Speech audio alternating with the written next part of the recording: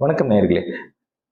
எலும்பை நம்ம சேமிக்க முடியுமா? அதாவது காசை சேமிக்கிறோம், நம்ம இடம் வாங்கி போடுறோம், பணத்தை சேமிக்கிறோம்.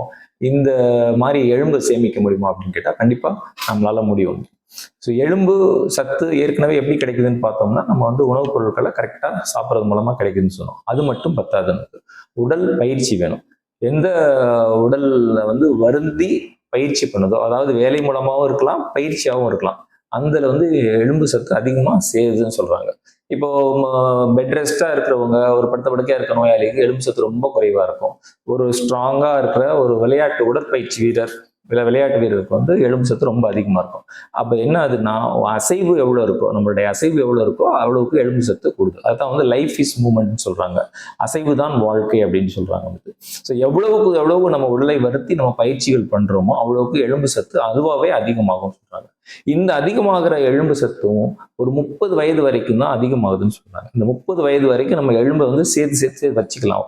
நம்மளுடைய எலும்பு கூட்டிலேயே நம்ம எலும்பு சேர்த்து வச்சுக்கலாம், கால்சியமா சேர்த்து வச்சுக்கலாம்.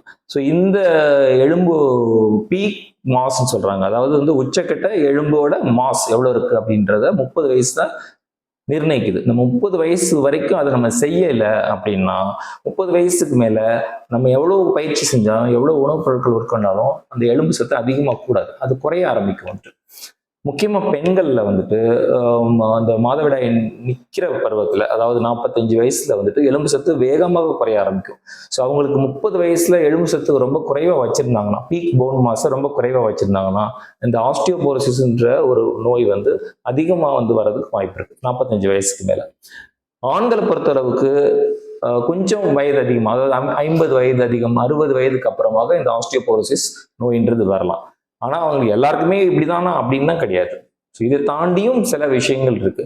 இப்ப ரெகுலரா ட்ரிங்க் பண்றாங்க, அதாவது மது பழக்கம் வச்சுக்கிறாங்கன்னா அவங்களுக்கு இந்த ஆஸ்டியோபோரோசிஸ்ன்ற ப்ராப்ளம் வியாதி சீக்கிரமாவே வரலாம்.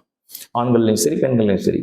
இன்னொன்று புகைப்பழக்கம், ஸ்மோக்கிங், இதுவும் போனை டைரக்டா அஃபெக்ட் பண்ணி நமக்கு அந்த ஆஸ்டியோபோரோசிஸ் நோயை ஏற்படுத்தலாம். இந்த மாதிரி பண்றவங்களுக்கு சீக்கிரமாவே வர்றதுக்கு வாய்ப்பு இருக்கு. எலும்பு அலர்ச்சி நோயின்னு சொல்றாங்க. மெயின் வியாதி உள்ளவங்க, அதாவது கல்லீரல் வியாதி இருக்கு, லிவர்னால ஏதாவது குடிப்பழக்கத்தினால கல்லீரல் பாதிக்கப்பட்டிருக்கு, இல்ல கிட்னி ப்ராப்ளம் இருக்கு, வேற ஒரு காரணங்கள கிட்னி ப்ராப்ளம் இருந்தாலும் விட்டமின் டி கன்வர்ஷன் நடக்காது, ஏற்கனவே சொன்ன மாதிரி நடக்காது. அதனாலயும் இந்த எலும்பு சத்து குறைபாடு வரலாம்.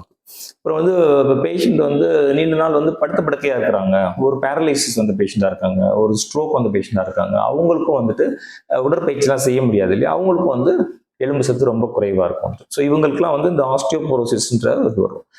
இந்த ஆஸ்டியோபோரோசிஸ்ன்றது வர்றப்பதான் நம்ம கால்சியம் விட்டமின் டி சப்ளிமெண்டேஷன், அதாவது வாய் வழியா மாத்திரையா கொடுக்க வேண்டியிருக்கும். யாருக்கு இந்த மாத்திரைகள் கொடுக்கணும் அப்படின்றத அடுத்த வீடியோல பார்ப்போம்.